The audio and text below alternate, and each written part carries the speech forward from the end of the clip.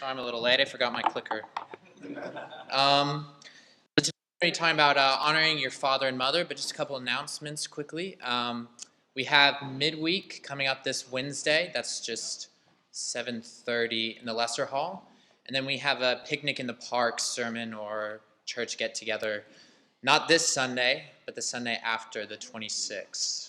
I believe that is correct, yep. And then another really exciting announcement is Chris is getting baptized today, so that's great. He's over there. And that's about it. A couple other things, just on the agenda for the sermon. When I told people I was doing the sermon this week, they gave me some advice and some things I had to speak about. Yeah, right, Trevor? And so the first point of agenda is Chantel feels as if she's not spoken enough about his sermons, and she wants to be ripped into a little bit more. So she says she can take it. So that was one. The other one I was told is I have to rip into Sam more. Yeah, I don't think I'm going to be doing that though, because we're talking about honoring your elders today. So it wasn't a roast, but if you take it that way, that's okay.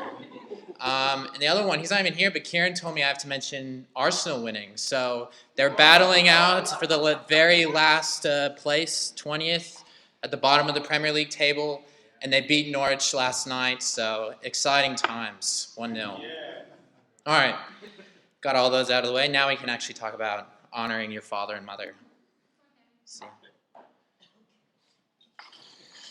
The passage is really short. I mean, it's, if you haven't been with us, we've been going through the 10 Commandments, and now we're in the point of honor your father and mother. It's really quick. Verse 12, it says, honor your father and mother so that you may live long in the land the Lord your God is giving you. And that's about it. And that's what we'll go over today. So as per previous weeks, we've initially been discussing, the laws general, the 10 Commandments, and what those actually mean. And something that we've prefaced each time, and something that's important to remember as we go through these commandments or guidelines, is that it's because God has already loved the Israelites, right? Because God has loved, because he pulled them out of Egypt, because he has saved them, now these are guidelines and expectations to what it means to be God's people and live according to how he sees creation needs to be fit. And so, as you see up there, he gives the 10 Commandments, which in the first 4 initially deal with what it means with your relationship with God, right? And then there's another 613 commandments in Leviticus and Numbers and Deuteronomy. Actually depends on who you talk to. Some people say 616. It just kind of depends. But those are very cultural and practical, applications of how to live out those 10 Commandments of those people's time in Israel, which had been about 4,000 years ago. So some of them don't really apply to us today, but still helps us give us an idea of what it means to follow those 10 principles, 10 commandments. And then many, many years later, the Jews, some smart Jewish people sat down and thought, okay, of the 10, how can we summarize it in one? And that's what I have up there. Love the Lord your God with all your heart, soul, and mind. And the second is this, love your neighbor as yourself. And Jesus confirms this, I think it's Matthew 22, I didn't put it up. Yeah, it is Matthew 22, that this is the greatest commandment, right? He kind of puts 2 into 1, but this is the greatest commandment. And this is what the 10 commandments are then based off of. All right, so as we said, the 4 we've already gone through are about what it means to honor your love the Lord your God, right? What does that entail? What does that mean? Don't idolize. What are the others? Don't use the Lord's name in vain.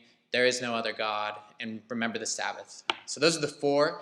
Now we're in that transition point where he's taken it from what it means to honor God, and now we're connecting the dots to what it means then to love your neighbor and what that means. So people talk about the 5th commandment, honor your father and mother, serves as, it's almost not even love of your neighbor aspect. It serves as a transition because it kind of has its feet in both categories. A lot about how we love our parents or authority really has great correlation with what our relationship with God is really like. So as we look at honor your father and mother today, we'll just go over some of those things, why it's important next.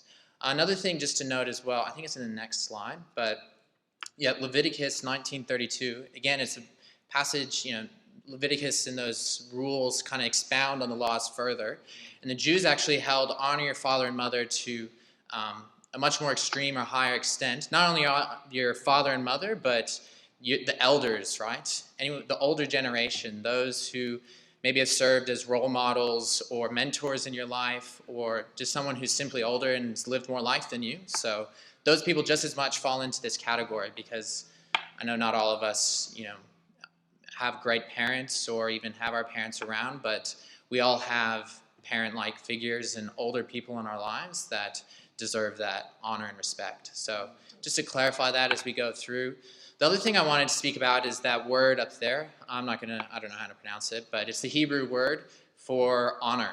And I thought this would be important when we talk about what it meant to them, and to preface the rest of the sermon as well, because to honor your father and mother, what that word literally means is weight.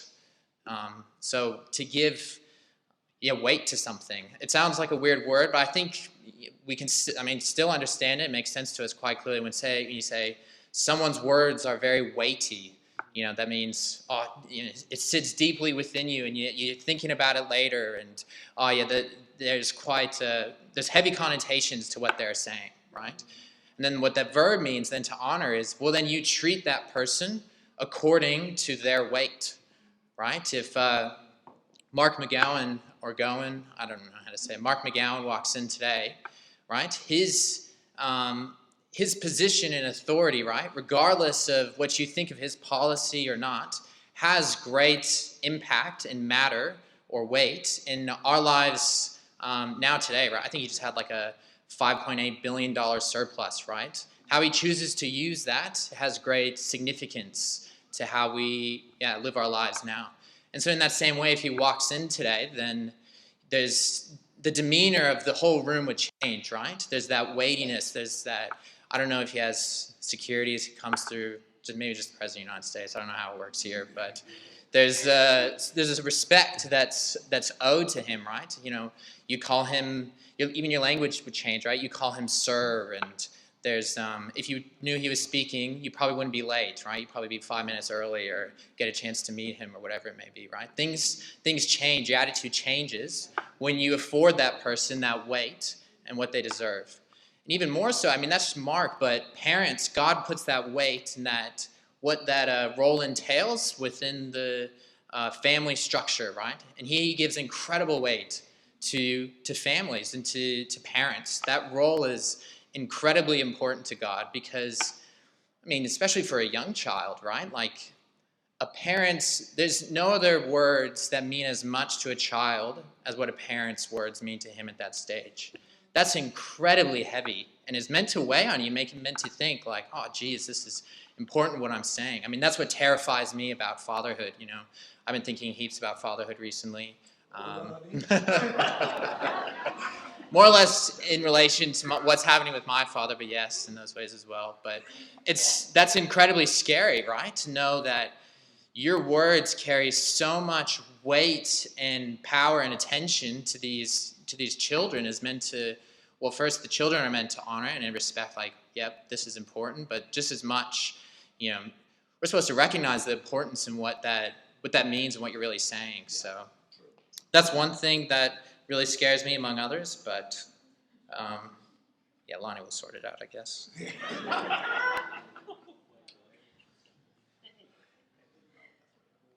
So that's just kind of preface the conversation, right? And the sermon today is, think about why does God put so much weight into these relationships or to the relationship with fathers and mothers, right? Because if this is the key or the transition to how we love the rest of our neighbors, right, is incredible value and real importance. And it's not generally the first thing you think of when becoming a Christian is like, oh, how my relationship with my parents going to change. But God puts incredible value into that and says, that foundation, that relationship is primary and one you need to consider more deeply. So as we consider it more deeply, we'll look at why it matters. And the first thing is perspective. Well, first of all, wanted to as well say that authority, really it's God's way of producing authority structure within society, right? And authority in itself is not a bad thing. A lot of people think it's a bad thing, but it's not bad. God has set a lot of different, or put a lot of different people, in authority in our lives. And oftentimes God is also referred to as a father and mother. So when we think of these things, again, there's a strong correlation between how we treat our parents is, how we will also view God. I've already said that, but just again to preface it as we go through, and specifically talk about this point, perspective. I think that's what it says. Yeah, it teaches authority. And this one's generally pretty straightforward, right? I'll start off with an example just to kind of get the brain juices flowing. But when I babysit Jake, right, and he asks me, Cameron, can I have ice cream at 8:30 p.m. on a Saturday night? I can guarantee you Jake isn't sitting there thinking, oh, actually, wait a minute, sugar at this time. Yeah, I'll probably be up till 10:30. I'm not going to get my solid 9 hours, probably only 7. I got soccer on tomorrow, so won't play as well, so I'll give it a miss. And I don't think that either. I give him the ice cream. And then his parents come tell me, oh, why Jake didn't perform well in soccer. I tell him he needs to train more or something. But what's that? Yeah, good one. But the parents then know, Michelle and Sam know, no, if you give him that ice cream, he's going to suck at soccer tomorrow. So they have that greater perspective and they think in those ways, right? They engage on that level where they know and they can see that delayed gratification and think through those things. Like, no, hold off, Jake. You want to score goals tomorrow, well then don't eat the ice cream. And so, similar for us. When we're adults, I think we get a little more arrogant and you think, I have a fully matured brain and I know what I'm doing, so I'm going to have the ice cream or, whatever it may be, right? And when someone older than you comes to you, says, hey man, I've walked down the path you're walking before and you're walking into trouble. It's a little bit more difficult to listen, but yeah, there's that, that push and that pride that flares up where you need to defend and maybe manipulate their motives, or they're just trying to control me or whatever it may be. But they have a greater perspective and a perspective that you don't. And as I said, the same way with God, right? The Bible, just one example, specifically tells you hoarding wealth is going to corrupt your faith and erode you, right? Erode you to death. Erode because it's a slow and steady process. Do you listen, or do you, again, twist it? Oh, the church just wants my money, or, God doesn't really care that much about it. It's a menial thing, right? It's that initial twisting, that defensiveness that we're so quick to do, but so dangerous because so many of these people, God and other older role models or people in our lives, have a perspective on things that we just simply don't. And from a young age, and well into our adult years, we should consider the magnitude and listen to God, but listen to the people God has placed in our lives. Because God has specifically placed parents in those positions of authority in your life, right? Even Jesus knew this in Luke 2, right? His parents, or your parents as well, are literally God ordained. God put them in your life, or you put into their life, right? And so, as I said, Jesus knew this in Luke 2. They were running around looking for him, and then they found him in the temple. He was hanging out with the priests, and they say, what are you doing here, Jesus? And he kind of pushes on their thinking a little bit. But the passage makes clear after that, he goes home with them, and he obeys them. That in itself is crazy, right? Because it's literally the Son of Man, right? God's Son, and he's obeying his earthly parents. He has knowledge beyond his years, and literally a greater perspective in some ways, but he still obeys and listens to his parents because he knows God put those people in his lives for a reason. And that point is similarly pointed out with him and Pilate, right? When he's about to go on the cross and Pilate's sitting there questioning him, he says the exact same thing. You have been put in this position by someone above, right? He knows just as much as those positions in authority are God ordained as well. And Paul emphasizes the same thing in Romans 13 as well. So, just a couple other things to add. But then the other one I have up there is trust and love, right? Because the interesting thing, right, if God's trying to teach us these authority structures and why they're important to us, he doesn't teach it through government or other people, right, but through a family. and through parents. I think that's specifically why, because parents love, right? They love deeply, or love their children deeply. And so I mean, for you to then push back on that, like as I said, when you try and twist the motive of, oh, this, they don't really love me, or they don't really care for me. It's harder to say towards a parent, right? Because and you can, there's that trust where you can say, I know they're at least trying, and maybe not always, but they're trying to do their best for me, right? I mean, the government's different, and that authority structure is different, but you can know, and you have that trust with a family member that, you at least hope so, that they're doing it out of love and trust. But I mean, as I said, the first thing you twist is to undermine and not obey the authority, is to twist that love and that trust, right? Because then I remember as a kid, you just want me to do chores because you have a little mini slave running around, or whatever it is, because that initially undermines that love and trust. You don't really love me, you just want a slave, right? And so that's the first thing we'll do to kind of pretend or protect ourselves against, really obeying and loving that authority that has been placed for our lives for a reason. And if that hasn't convinced you enough of why it doesn't matter, well then I have some secular examples, because the secular world has figured this out, right? I just recently listened to a podcast with Jordan Peterson. He had this guest, Warren Farrell, on. And they talk about just how study after study that a divorce in a child's life just absolutely cripples their ability to succeed or have any sort of healthy life within a community, right? And they give some just crazy stats where I think they said 90% of males in U.S. in prison have grown up without a father.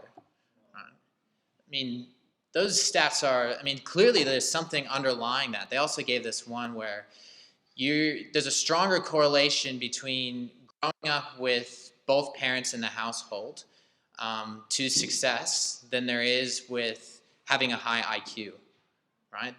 That structure and that foundation is so vital in our lives. And as I say, in the secular world, you see the consequences played out, right? When that structure is not honored and the parents are not in the life, the child, obviously is still given chances, right? Thank goodness. But it still it's harmful in a lot of ways. And I think that's something, as I say, clear consequences of how God has developed and built the world, right? Those parents, those structures are meant to be honored. And within the podcast, they go in further and they talk about, it's called the do's and don'ts of divorce. Because they talk about, if you still want to give your kid a remote chance of having a healthy life and being semi-successful, then these are what you do in a divorce. I think he said, you split the time 50-50. What else did he say? I think you live 20 minutes amongst each other, you get couple counseling, and the parents can't bash each other. That was it. But, the point being, especially the 50-50 one, each parent plays a really unique role in how the child develops, right? They both play their important part in how that kid needs to grow and learn, and, as I said, learn these different things about authority. Probably more the love and trust from mom and the perspective and delayed gratification from dad, but all important lessons. I think one more thing that I just wanted to briefly talk about as well that's quite ingrained in our culture is, or maybe not ingrained, but it is present within our cultures. I think our culture has swapped the commandment. It is no longer honor your father and mother, but honor the child, right? Which is interesting because you see this heaps in the secular world today, right? It's the older generation you take a back seat and let the younger kids have a drive, right, for a little bit. I know this because I'm part of that generation, but so I can say it. But that's what as I said, that this culture respects and looks forward to. Just a brief example, and not to harp on it too much, and I just want to be very clear when I say this. I'm not saying anything about her policies or her ideologies, but this is kind of true in how we treat Greta Thunberg, right? I don't know if you know Greta Thunberg. She's a, I mean, she's a, she's a 16-year-old activist, right? She's been nominated for Nobel Peace Prize 3 times. And in 2019, she won, she won. The Times magazine said she is the most influential person in the world in 2019. And she was a 16-year-old at the time. And so, again, I said, not that I have anything against her policies, that doesn't matter to me. What's interesting is that our culture, is honoring her, not the hundreds of thousands of other people who have said the exact same thing as her or produced the science that she's quoting, but it's a 16-year-old, right? And I think it shows a skewed idea of how we view our children today, like that they're this pure being that needs to be taken care of because society corrupts them or whatever it may be, right? It's swapped in that our culture idolizes those kids, right? And again, another one of my fears, right? I mean, to apply it then to ourselves is we have to be careful not to idolize our children. And I said that's one of my fears is giving in to every whim. I was sharing with Lonnie the other night, like if we had a daughter, I think I'd just crumble at everything. Like Lonnie will do all the disciplining. How many of that? No, that's not right. That's not right. Both parents. But it's a point that's to be made, right? When you put them in that position, it's in a sense, what are you doing? Why are you affording them that voice? It's like me going to Scott and telling him how to run his business. Like, it just doesn't make sense. I know nothing about ISO. I know nothing about his business, but I'm going to tell you how to live and how to run, this family or how these things function in our society. It just doesn't, your experience and what you know about life just isn't there yet. And so I think, you have to really think about these things and, do we idolize our kids in these ways? So just something to consider. So that's why it's important. And I just wanted to run into what does it mean for us? Well, I think, initially, as we said, that God has obviously placed incredible value on parents and the family structure, right? So I guess the what does it mean is then protecting our hearts from drifting off into that and dishonoring those in higher or elder-like positions, right? And I think the first one, have up there and really important is gratitude. I think that immediately disarms any bitterness, I guess, that you have towards people because, you're kind of forcing yourself into their shoes and you get to really reflect and think, my parents maybe weren't the greatest, but I still know that they really do love me and they really did take care of me, or maybe they didn't. There's still things you can find that they brought you into this life and they took care of you in some ways. So I think gratitude is a really big one. And along those lines is humility. I was talking to one of the sisters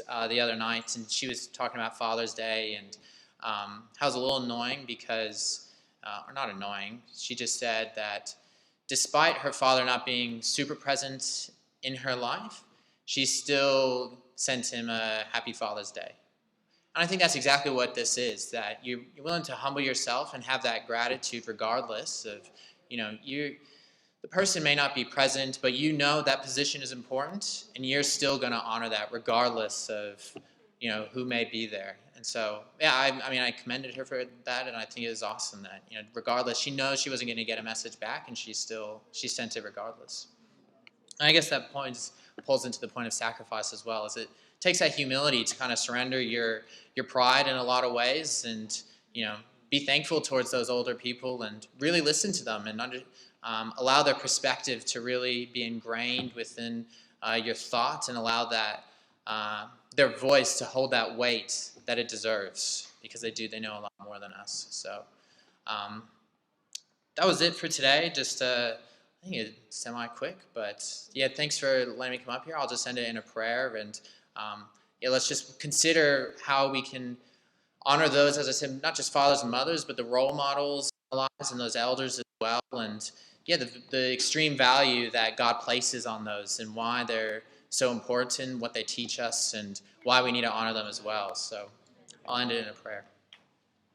Dear Lord, thank you for this time together. Thank you for your word and guidelines that we have just to truly understand you better and live life in a healthy way that as the Creator sees fit, Lord. And I'm grateful that we have this command to honor our father and mother. Just pray that we can really let it sink into our hearts and consider what it means to honor those older than us, honor our role models, and consider that weight that it brings into our lives. And I just pray that we show gratitude towards those, we show humility, and that we can be people who trust and love our fathers and mothers, but also you as well. And we see you as our ultimate Father, and that you love and you take care of us in ways we don't understand all the time, in ways that feel like curses at times, but know that as I say, we have that trust and love that you're going to take care of us and you love us through it. So I'm grateful for you as our Father. In Jesus' name we pray.